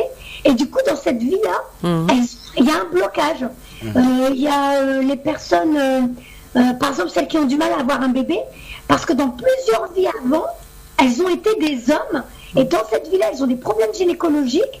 Même, on le voit dans leur façon, elles se coupent les cheveux courts. Et là, elles se sentent mal dans leur peau, mais elles n'arrivent pas à identifier. Mais des petits messages comme ça qui sont super intéressants. Les personnes qui ont des fois des problèmes de poids et qui se mettent à manger, parce que dans une autre vie, elles ont expérimenté la famine. Oui, la famine, le manque. Voilà, l'orpheline, et qui fait que dans cette vie-là, eh ben, elles vont avoir encore peur de manquer d'argent. Et je l'ai connu, ça, parce que je remplissais mes placards, mon congélateur, des fois à 2 semaines d'avance de nourriture. Et c'est Isabelle Mestréo qui, elle aussi, fait les libérations karmiques, mais d'une autre façon, mais super intéressante, que je fais en ce moment, hein, avec les lettres hébraïques et des huiles essentielles qu'on applique sur des zones des méridiens du corps. Ouais. Et tous les soirs, en lisant un petit mantra, pour vraiment éliminer jusque pareil aux profondeurs des choses qu'on a ramenées de nos anciens karmas. Il y a me dit, Nacera, ça fait 4 vies de suite que tu te traînes cette peur de manquer de nourriture, d'argent et d'avoir un toit sur la tête. Et je dis, je ne me rendais pas compte, mais c'est vrai que je remplis mes trucs à blinder du riz, des conserves et tout.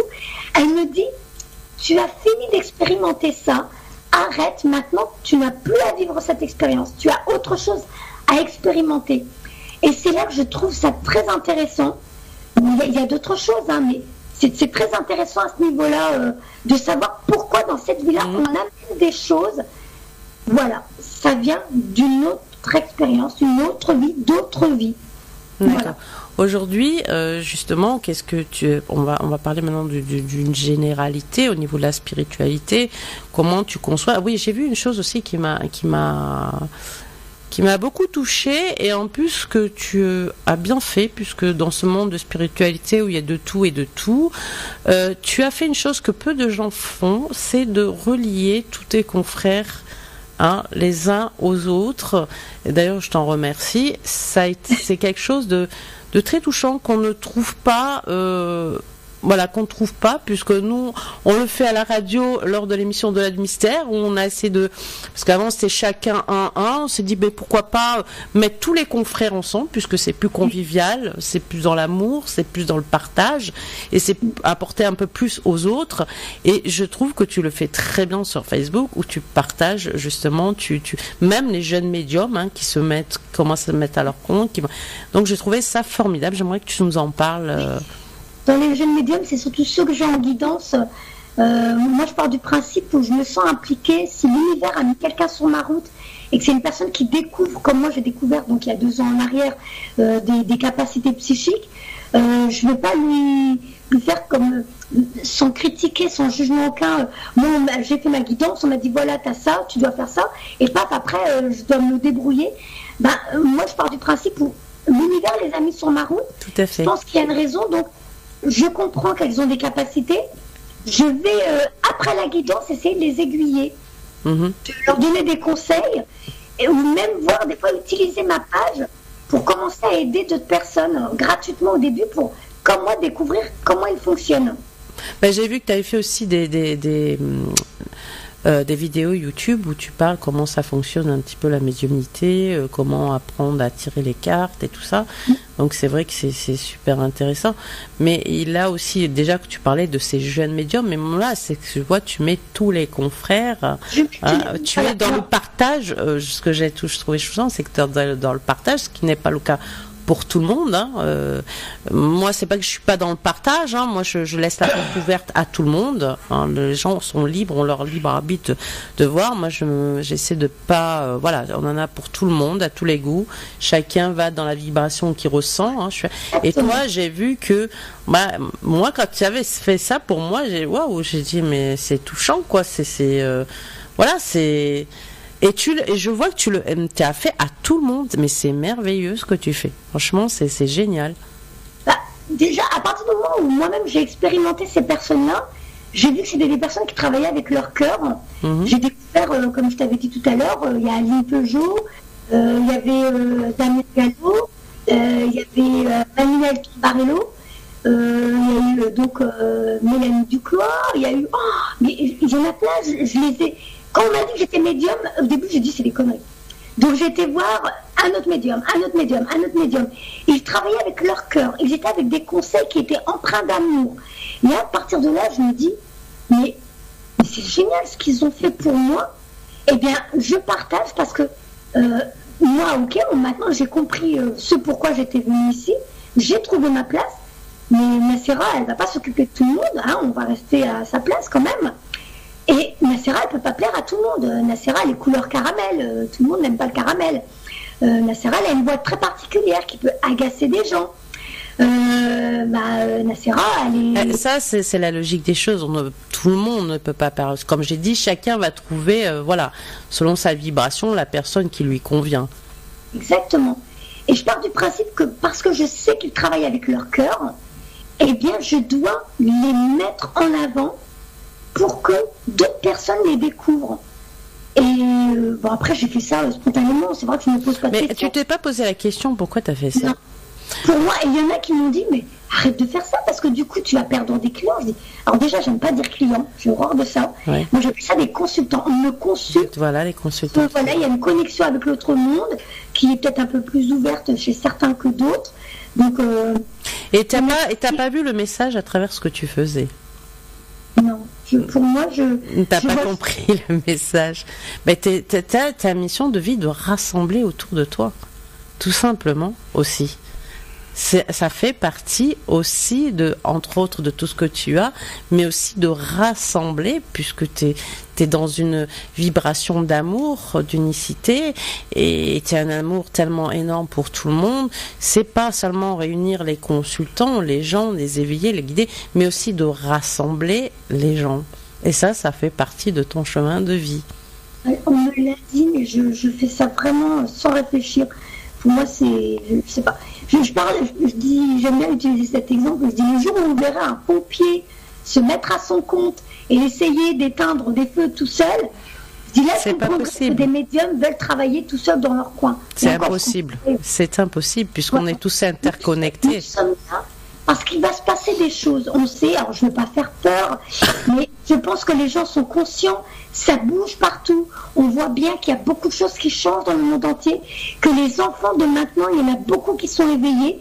C'est vraiment flagrant. Et on ne va pas dire « Ah, vous, restez dans votre coin, vous ne me faites pas remarquer, sinon vous allez me piquer la clientèle. » Non, arrêtez. Justement, on doit être heureux de se dire « Vous voyez, on a les preuves tous les jours qu'on est en train d'avancer vers quelque chose de merveilleux. » Mais justement, parce que justement dans ce monde de spiritualité, il y a tout le monde, tout le monde veut la reconnaissance, tout le monde cherche l'amour à travers même son métier, à être aimé, puisque c'est un travail d'amour. Et justement, on est un peu comme à l'école avec les enfants. Non, mais c'est moi qui veux être le mieux, c'est moi qui veux me faire le remarquer le plus, c'est moi qui veux, voilà. On est un peu, c'est pour ça que les enfants sont merveilleux, parce qu'ils sont dans l'amour, le partage, parce que malheureusement, il y en a qui ne le sont pas, parce que avec toutes ces identifications qui leur appartiennent pas, qu'on leur a apportées. Mais si on regarde un enfant, moi je vois le mien, quand il voit un enfant, il va le consoler. il va l'aimer. Il n'est pas dans le jugement et dans la compassion. Même quelqu'un qui est mauvais, il jamais dira non, c'est quelqu'un de mauvais. Il sera toujours dans l'amour. Donc c'est vrai que qu'on dit cette guidance, ces enfants qui sont là pour nous montrer les choses. Nous on a l'impression d'être un peu les enfants turbulents, tu vois, hein, la génération arriérée, je dirais, où non mais on a besoin d'amour, on a besoin et on voit encore dans cette spiritualité beaucoup de blessures, beaucoup de non-travail intérieur où les gens ne vont pas. On est plus dans la recherche d'amour extérieur au lieu de rechercher cet amour intérieur. Voilà, justement, c'est ce que j'allais dire. Dieu merci, je suis plus du tout dans ça. Là, maintenant, ce que je fais, c'est parce que je sais que ça aide. Je suis plus à me dire, je vais être là pour apporter de l'aide à cette personne. Je l'attrape par la main et je lui dis, viens, on va faire quelque chose ensemble pour que tu t'en sortes.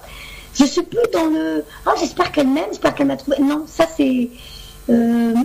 j'aime lire leur avis. J'aime lire les messages qu'ils m'ont laissés parce que je me dis, si elle a laissé ce message, c'est que j'ai réussi, j'ai touché quelque chose chez elle qui va m'aider à avancer. C'est surtout pour ça que je veux lire les avis et les partager en disant, vous voyez, regardez, ça aide. Ce que je peux faire, ça aide. Donc là, moi je suis plus dans la recherche d'amour des autres parce que finalement j'ai tellement été rejetée et j'ai cherché à me trouver moi-même que je me suis dit, je me suffis à moi-même maintenant. J'ai plus besoin de chercher à l'extérieur. On m'aime pas. De toute façon, quoi qu'on fasse, on nous aimera pas, en fait, si tu regardes bien. De toute façon, quand les gens... on dérange tout le temps quelqu'un. Tout à fait, puisque tu touches la corde sensible et pas tout le monde n'est dans le temps, le rythme pour s'ouvrir, justement, puisque même si toi t'apportes une guidance à quelqu'un qui n'a pas envie de s'ouvrir, qui n'est pas dans l'amour, non, mais elle est nulle, celle-là, elle m'a raconté n'importe quoi. Il lui faudra peut-être 10 ans, ou voire 5 ans pour avoir des clics. Ah, mais c'est vrai que quand elle m'avait parlé, cette personne, parce que là, elle s'est ouverte et elle a compris enfin le message qui, à 5 ans, tu as pu lui délivrer qu'elle n'a pas compris. Donc c'est vrai que c'est aussi une forme de respect du rythme et du cycle d'une personne dans son libre arbitre et son choix et ses décisions. On va faire une petite pause musicale, Nacera, et on reprend tout de suite après. D'accord ? Okay. À tout de suite. Tout de suite.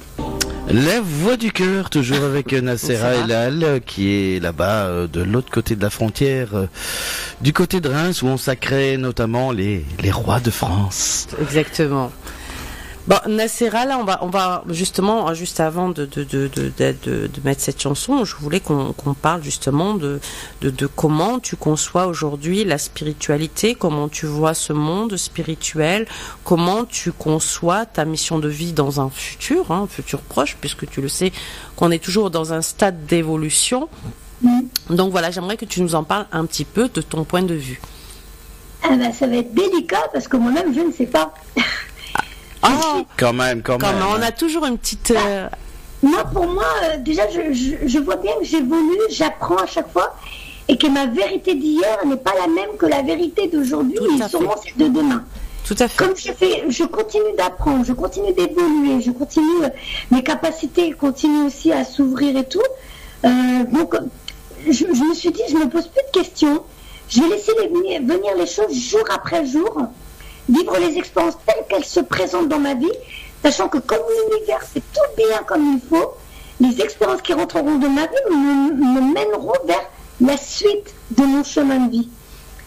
Donc là, au jour d'aujourd'hui, je pense surtout à mon déménagement en Vendée, parce que plusieurs médiums, même toi, tu me l'avais dit, je suis censée quitter Reims, parce que les énergies de Reims ne me conviennent plus en tant que médium et énergéticienne. Et je suis quand même à pas mal de médiums qui m'ont dit tu n'as plus rien à faire ici. Et en me rapprochant de la mer, de la Vendée, je ne sais pas, mais en tout cas de la mer, j'ai mes capacités qui vont encore s'amplifier. Tout à fait. Donc voilà, normalement. On t'a dit textuellement tu vas partir en Vendée ou c'est toi qui as choisi?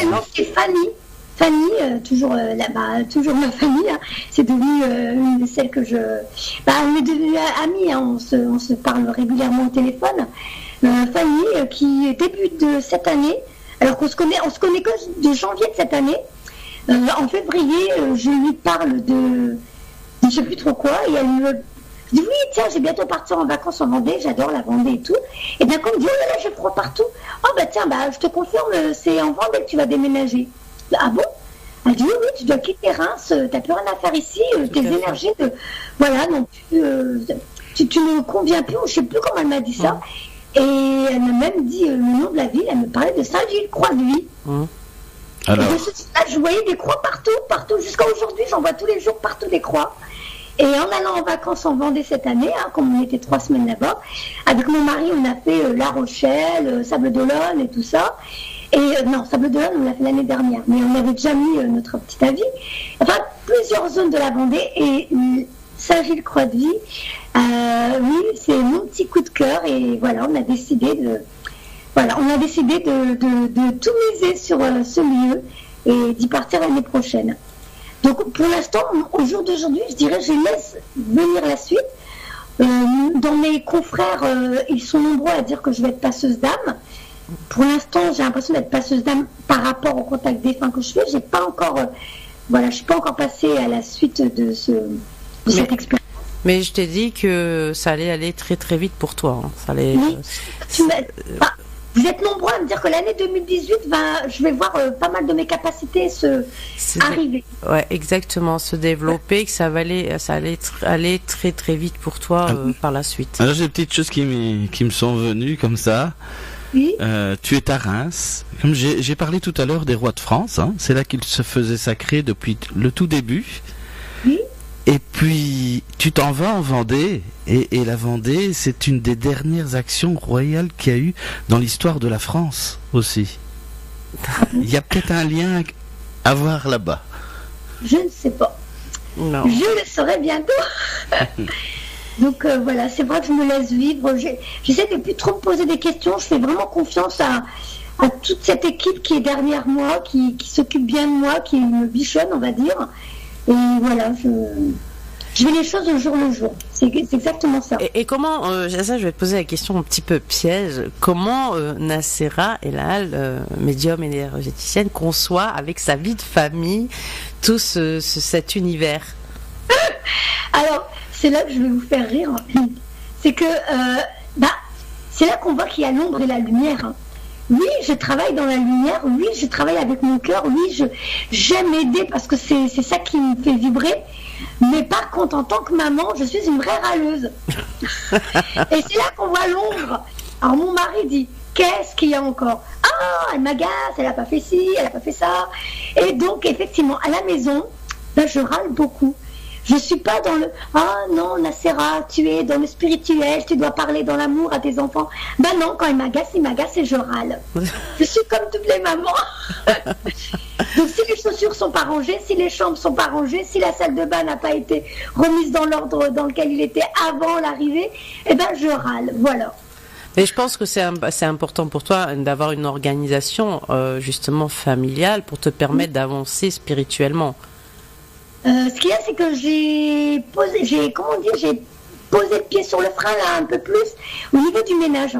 Ouais. Là où on m'avait inculqué vraiment la maison nettoyée à fond tous les jours comme si le président allait venir. Et ouais. Je me suis dit, purée, arrête Nacera, si tu meurs demain, tu vas pas revenir sur Terre pour continuer les Oui, parce que là, ce temps que tu perds à nettoyer, être une maniaque, je pense que tu pourrais passer plus de temps dans la vie et puis déjà prendre soin de toi, hein, parce que on voit que tu es... Des moments pour moi, voilà. De sortir me promener dans la nature, de me mettre un petit DVD. Des fois, j'adore ça, juste m'allonger sur mon fauteuil et me mettre un petit DVD de mes films à moi. Voilà, j'ai du mal à m'adapter à tout ce qu'il y a... mais c'est que mes films de médium, de fantômes. Voilà, tout ce qui touche à la spiritualité, justement. Voilà, il n'y a que ça qui me donne envie. Le reste, je trouve ennuyeux. J'ai du mal. Donc voilà, c'est une petite vie pépère que j'ai en vrai. Hein. C'est vraiment presque... Oh, pas tant que ça que pépère, hein, entre la vie, la maman tout court et l'enseignante, la guide, c'est pas évident, hein, puisque à savoir quand même que ta mission de vie est importante, hein, puisque tu sais que c'est jamais de tout repos, qui demande beaucoup d'énergie, plus l'énergie de la maman après à côté une fois qu'elle a laissé son travail d'enseignante, de guide et tout ça, elle va retrouver la maman, la petite femme avec son mari, et puis bon, Nacera, moi je dirais la petite fille, elle a peu de temps des fois même pour elle-même. Donc c'est vrai que ça demande énormément d'énergie. Beaucoup d'énergie. C'est vrai que de travailler à la maison, je le disais ce matin à une de mes consultantes, c'est que la joie qu'on a, c'est de plus avoir un patron sur les épaules, sur le dos, de plus avoir à se dire déjà de travailler pour ce capitalisme que nous-mêmes on rejette, hein, ce monde qui est complètement... bon, c'est tout, on n'est pas là pour la politique. Donc, mais tout nous incombe, comme avant, de rester à la maison. Tu as la popote, tu as le ménage, tu as les enfants, vite l'école, vite j'ai fini ma consultation, vite je dois aller récupérer, vite ça. Et on se laisse très vite déborder. Et donc, c'est là que je me sens médium seulement quand je suis assise sur ce fameux fauteuil-là, celui qu'on voit dans la vidéo avec tout mon salon derrière moi. Je suis médium quand je suis assise sur ce fauteuil pour prendre les appels de mes consultantes. Mais sinon, après ça, je suis monsieur, madame, tout le monde avec les petites contraintes du quotidien, remplir ses papiers, faire la popote, faire le ménage, s'occuper des petits zouzous, et voilà. Et puis aussi t'organiser, hein, pour comme je te dis, même si tu dis je laisse vivre et tout, puisqu'on a toujours des projets futurs, de s'améliorer, voilà, ce temps aussi d'apprentissage qui est important pour toi. Oui, ça je fais moins à ce niveau-là, c'est vraiment... C'est vraiment que dans mes guidances que j'apprends maintenant le contact des fins. À côté, maintenant, c'est beaucoup... je travaille ma publicité, enfin, si j'appelle de la publicité, ouais, on peut appeler ça, j'aime pas trop dire ça aussi. Ton image, plutôt. Donc voilà, mon image... te faire connaître un peu plus des gens, hein, de savoir qui est Nacera, voilà, son évolution, comme on pourrait suivre n'importe quelle personne qui a écrit un best-seller, voilà, comment elle évolue. Et là, j'aimerais justement que tu me parles, on a parlé de Nacera dans sa vie spirituelle, dans sa vie... Ah oui, le best-seller, tu me dis ça me rappelle que je veux écrire un livre, mais il faut trouver le temps. Le livre de cette musulmane... Ah oui, mais il faut le faire. Cette musulmane qui commence à avoir dans ses consultations de plus en plus de musulmans qui se cherchent parce qu'eux aussi ont des capacités, eux aussi veulent des choses dites paranormales. Et je me dis, de plus en plus de personnes prennent le chemin que j'ai pris, moi, il y a quelques années. Exactement. Et il faut juste que je trouve le temps et en même temps les mots qui ne vont pas froisser ceux qui tomberont dessus, parce que comme tout le monde est dans sa vérité, dans sa réalité, tout à je dois trouver les mots qui vont respecter tous les individus qui tomberont dessus. À savoir surtout ces musulmans qui vont se dire elle est en train de renier sa religion, elle est en train de se moquer de notre religion, elle est en train de piétiner, je ne sais pas comment ça va être perçu. Et donc c'est aussi ça qui m'a un frein. Mais je voulais faire un livre pour expliquer de la Nacera d'avant, la Nacera d'aujourd'hui, et ces personnes qui viennent à moi, qui cherchent aussi ce chemin que j'ai emprunté. Et voilà, c'est Fabienne. Je pense que tu le feras quand tu seras en Vendée, là. Ce sera plus... Pour l'instant, ici, j'ai pas encore le temps, l'énergie et tout ça, donc... Voilà, avant de parler de coordonnées et tout ça, j'aimerais que moi, la question essentielle, c'est comment tu conçois ce monde spirituel, hein, dans une généralité, hein, tout ce qu'il y a autour de toi, qu'est-ce qui se passe, voilà, comment tu le conçois, comment tu le perçois à travers tes expériences, à travers ton environnement. Voilà, j'aimerais que tu nous en parles un petit peu. Alors, le côté magique, c'est les expériences que je vis. Je me dis, être comme l'individu lambda, je m'ennuierais, je me tirerais une balle dans la tête. Mais c'est parce que je connais, j'ai vécu des expériences qui font que retourner en arrière, je m'ennuierais comme pas possible sur Terre. Et ça, c'est le côté, on va dire, magique de l'expérience, c'est d'avoir ces synchronicités, d'avoir ces signes de l'autre monde, d'avoir ces défunts qui me font coucou. Alors, je les vois pas, je les entends pas, mais je les ressens. Et de me rappeler que, oui, je vis une expérience qui est magique en soi. Elle me plaît, elle me fait rêver encore, cette expérience. Donc, j'ai quand même hâte, en vivant le jour, d'accord, mais j'ai hâte de découvrir la suite. Et en même temps, je dirais... il y a le point négatif, c'est celui qui montre que monsieur et madame tout le monde, on est monsieur et madame tout le monde. Avec notre caractère, avec notre vision des choses, avec notre vision de la vie, avec nos expériences de vie que nous avons vécues depuis l'âge enfant Là où tu disais tout à l'heure, l'enfant nous donne des exemples parce que lui, il pardonne tout de suite, parce que lui, il est dans l'amour. Mais parce que l'enfant n'a peut-être pas encore vécu tout ce que nous avons vécu dans les années qui ont suivi. Où maintenant, ça devient, pour certains, un fardeau, pour d'autres, de la gratitude. Parce que moi, j'en suis à un point où tout ce que j'ai vécu, ce sont des livres que je remercie. Je les ai lus avec beaucoup d'intention. Je remercie ces expériences qui m'ont mené à être la Nassera d'aujourd'hui, que maintenant je pose dans un placard.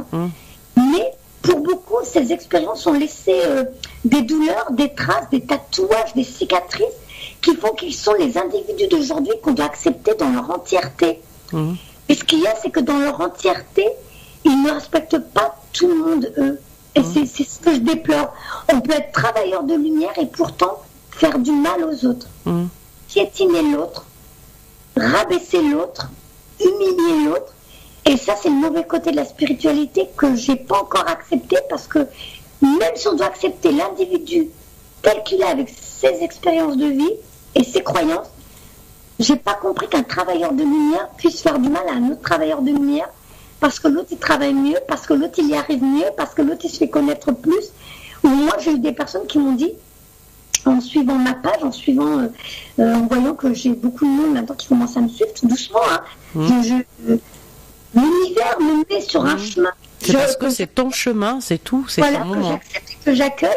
Et j'ai des personnes connues dans le groupe à Mélanie, ou que j'ai connues via Internet, via Facebook, qui me disent, pourquoi toi tu y arrives et pas moi? Parce que tu as plus de monde sur ta page et pas moi, pourtant je fais la même chose que toi. Et là je dis, je ne sais pas, j'en ai aucune idée. Parce que tu es authentique, tu es vrai, tu es sincère. C'est que donc si une personne n'y arrive pas, c'est qu'il y a encore des choses à travailler sur elle, tout simplement. Mais ce qui fait ta force, et justement, on parle beaucoup de joie et d'amour, c'est l'authenticité, la joie, l'amour, c'est ce que tu as, que tout le monde n'a pas, justement, qui fait défaut à certaines personnes. Et quand on fait quelque chose, on le fait tout est dans l'intention. Voilà, en haut, on ne peut pas tricher avec là-haut, on le voit. Donc si quelqu'un ça marche pas, c'est au lieu de dire mais pourquoi tu arrives, dire qu'est-ce qui fait que je n'y arrive pas? Je vais pas dire pourquoi tu y arrives toi. C'est je me pose à moi la question pourquoi je n'y arrive pas. C'est qu'il y a quelque chose à travailler en moi-même qui fait que je n'attire pas. Parce que quand on est dans l'amour, l'intention, on attire l'abondance à soi. On attire le meilleur en soi. On est en adéquation avec la vie. Donc la vie nous apporte en retour toute cette abondance. Donc au lieu de dire pourquoi tu n'y arrives pas moi, au lieu de copier l'autre, dire voir ce qu'il va faire l'autre, au lieu de s'occuper de l'autre, on s'occupe de devant soi. Et dire pourquoi j'y arrive pas, qu'est-ce qui fait que l'abondance n'arrive pas dans ma vie. C'est ça qui est important. Voilà, c'est ce que je déplore. Je comprends pas. Je leur dis écoutez, je fais rien de plus que vous. J'ai pas l'impression de. Et tu vois, on en arrive encore là comme des enfants. Qu'est-ce qui fait? Oui, je sais que c'est Patrick qui me dit il reste encore 5 minutes. Il n'y a pas de souci. Après, on va parler de ta page Facebook. Je te dis, c'est souvent ça le tort des gens, c'est s'occuper de ce que l'autre fait ou de s'occuper à son niveau et de jouer l'autre il a réussi, il a pas réussi, non, ce qu'il fait, voilà, on en est encore là malheureusement, on n'a pas encore grandi, on est encore des éternels enfants capricieux et qu'on ne grandit pas. Je vais vite rebondir, Nassera qu'on peut retrouver sur ta page Facebook. De Nassera Elal, médium énergéticienne. Tu as aussi ta page perso, Nassera Elal. Et puis j'avais vu aussi que tu avais fait une nouvelle page Facebook, Faut-il tout savoir, qui je trouve c'est pas mal, puisque tu ne parles pas de toi, tu parles dans un quelque chose de communautaire, que ça touche tout le monde, et que je trouve intéressant dans ce que tu mets dedans. Je partage des informations. Alors, j'essaie d'y aller, déjà de trier pour être sûr que ce soit des vraies informations, mais ce sont des informations qui nous avertissent, ou un peu, alors il n'y a pas vraiment de politique, mais un peu de ce qui se passe dans le monde. Où on peut te joindre? Est-ce que... il y a mon numéro de téléphone sur ma page Nassera Elal, et Nassera Elal, médium énergéticien. Elal avec H-E-L-A-L. Voilà, vous pouvez retrouver toutes ses coordonnées, allez voir sa page Facebook. Voilà. C'est pour ça que les musulmans viennent me voir, c'est parce que j'ai le nom Elal. Ah, bon, bah, ça veut dire que t'es cachère, quoi. Voilà, je suis autorisée. Ok. Autorisée. Voilà, donc n'hésitez pas à appeler Nacera pour prendre un rendez-vous, une consultation, une guidance, que ce soit avec les défunts, que ce soit par rapport aux vies antérieures, vous aider, ou un soin énergétique. Voilà, c'est une boule d'énergie, pleine de joie de vivre qui peut vous apporter énormément. Voilà, Nacera, en tout cas, on arrive au terme de cette émission. En tout cas, je te remercie beaucoup de ta présence. Tu vois que ça n'a pas été difficile. Non, c'était génial. Je vous remercie tous. Voilà, on te remercie de ta présence. On te souhaite une bonne continuation. Reste bien là, on te prend hors antenne. Voilà, on te prend hors antenne. Allez.